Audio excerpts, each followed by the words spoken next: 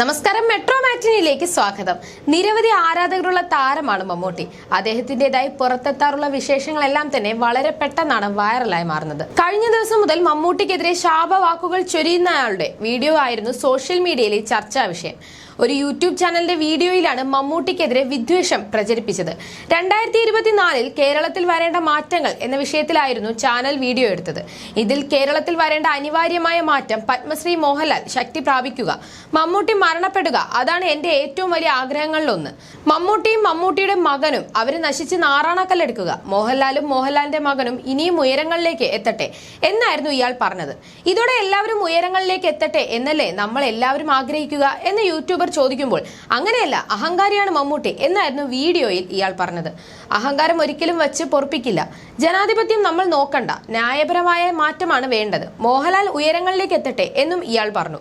അതേസമയം വീഡിയോ പ്രചരിച്ചതോടെ വിമർശനം കടുത്തു. Big boss താരം രജത് കുമാർ ഉൾപ്പെടെയുള്ളവർ വീഡിയോക്കെതിരെ രംഗത്തെത്തിയിരുന്നു. എന്നാൽ പ്രതിഷേധം കടുത്തതിന് പിന്നാലെ ഇപ്പോൾ ഇയാൾ സംഭവത്തിൽ ഖേദം പ്രകടിപ്പിച്ച് രംഗത്തെത്തിയിരുന്നു.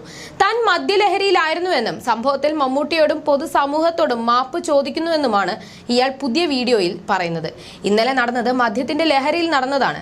മമ്മൂട്ടിയോടും മകനോടും കുടുംബത്തോടും പൊതുസമൂഹത്തോടും ഞാൻ മാപ്പ് ചോദിക്കുന്നു എന്നാണ് സനോജ് റഷീദ് ഖേദം പ്രകടിപ്പിക്കുന്ന വീഡിയോയിൽ പറയുന്നത്. സാബു അലി മട്ടാഞ്ചേരി എന്ന ഫേസ്ബുക്ക് അക്കൗണ്ടിലാണ് ഈ വീഡിയോ എത്തിയിരിക്കുന്നത്. കൈകൂപ്പിയാണ് ഇയാൾ വീഡിയോയിൽ സംസാരിക്കുന്നത്. അതേസമയം നിരവധി പേരാണ് വീഡിയോയ്ക്ക് താഴെ കമന്റുമായി എത്തിയത്. ഇയാൾ സംഖ്യയാണോ എന്നാണ് ചിലർ ചോദിക്കുന്നത്. അതേസമയം ഇത്തരത്തിലുള്ള പ്രതികരണങ്ങളൊന്നും അനാവശ്യമായി വാർത്തയാക്കേണ്ട കാര്യം പോലും ഇല്ലെന്നും അനാവശ്യ പ്രചരണം കൊടുക്കേണ്ടതില്ലെന്നുമാണ് ചിലർ കുറിച്ചത്. ഈ വീഡിയോയും ഇപ്പോൾ സമൂഹ മാധ്യമങ്ങളിൽ വൈറലാണ്. അതേസമയം മമ്മൂട്ടിയുടെ ഏറ്റവും പുതിയ ചിത്രമാണ് ബസൂക്ക. പേരിലെ കൗതുകം കൊണ്ട് തന്നെ പ്രഖ്യാപനം മുതൽ ശ്രദ്ധ നേടിയ മമ്മൂട്ടി ചിത്രം സംവിധാനം ചെയ്യുന്നത് ഡിനോ ഡെന്നീസ് ആണ്. മമ്മൂട്ടി ഒരു സ്റ്റൈലൻ ഗെറ്റപ്പിലാകും ബസൂക്കയിൽ എത്തുകയെന്ന് അപ്ഡേറ്റുകളിൽ നിന്നും നേരത്തെ വ്യക്തമായിരുന്നു. അടുത്തിടെ ചിത്രത്തിന്റെ പോസ്റ്ററും ശ്രദ്ധ നേടിയിരുന്നു. മുടി വളർത്തി കൂളിംഗ് ഗ്ലാസ് വെച്ച് മാസായി വണ്ടിക്ക് മുന്നിൽ നിൽക്കുന്ന മമ്മൂട്ടിയെ പോസ്റ്ററിൽ കാണാം.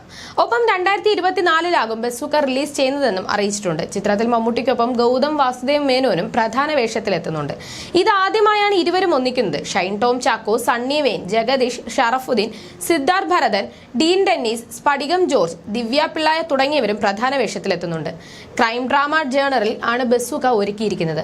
ഓഗസ്റ്റ് 5 ബസൂക്കയുടെ തന്റെ ഭാഗങ്ങളെല്ലാം മമ്മൂട്ടി പൂർത്തിയാക്കിയിരുന്നു. നിമേഷ് രവി ഛായാഗ്രഹണം നിർവഹിക്കുന്ന ചിത്രം നിർമ്മിക്കുന്നത് യൂഡ്ലി ഫിലിംസിന്റെ ബാനറിൽ വിക്രം മെഹ്റയും സിദ്ധാർത്ഥ് ആനന്ദകുമാറും, തിയേറ്റർ ഓഫ് ഡ്രീംസിന്റെ ബാനറിൽ ജിനു വി എബ്രഹാം, ഡോർവിൻ കുര്യാക്കോസ് എന്നിവരും ചേർന്നാണ്. അതേസമയം കാതൽ എന്ന ചിത്രമാണ് മമ്മൂട്ടിയുടേതായി റിലീസ് ചെയ്ത സിനിമ.